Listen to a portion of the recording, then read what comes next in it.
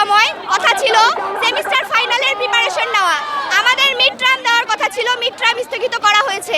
অবশ্যই আমরা পড়ালেখার মধ্যে কতটা ঘাটতি জমে আছে আপনারা ভালো করে জানতে পারতেছেন।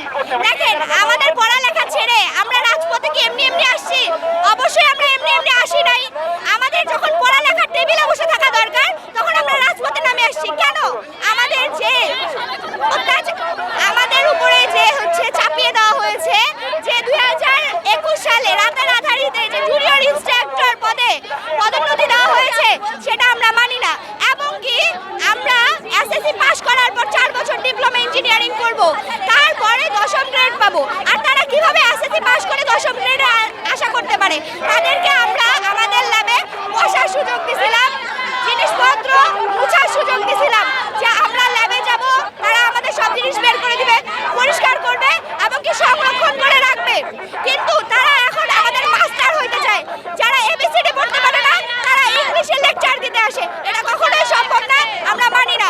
যতক্ষণ আমাদের 10ম গ্রেড আয়া হচ্ছে না, আমাদের যতক্ষণ 6 দফা দাবি মেনে নেওয়া হচ্ছে না, আমরা ততক্ষণ রাস্তা থেকে উঠবো না।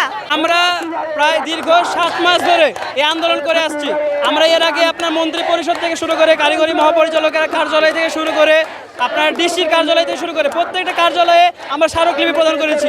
আমরা প্রতিটি ক্যাম্পাসে আন্দোলন করেছি, মিছিল করেছি, কিন্তু কোনো রকম ফলাফল আমরা পাইনি।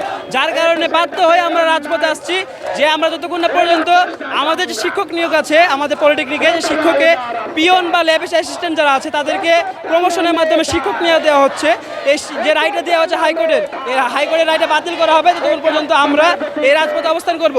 তাদেরকে হাইকোর্ট রায় দিয়েছে তারা জুনিয়র ইন্সট্রাক্টর, অর্থাৎ তারা আমাদের শিক্ষক হতে চায়।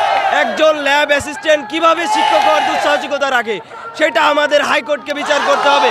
এখন আমাদের এখানে আরও 6 দফার মধ্যে রয়েছে আমাদের ডিপ্লোমা ইঞ্জিনিয়ারিং কোর্স, প্রত্যেক সেমিস্টার 6 মাস করে 4 বছর রাখতে হবে, এবং আমাদের উচ্চশিক্ষার জন্য শুধুমাত্র একটা মাত্র প্রতিষ্ঠান, সেটা হলো ডুয়েট ব্যতীত আমাদের প্রত্যেকটা বিভাগে ইউনিভার্সিটি করতে হবে, এবং কারিগরি জনবল বহির্ভূত কোনো লোক কারিগরি সেক্টরে থাকতে পারবে না। এটা হচ্ছে আমাদের দাবি।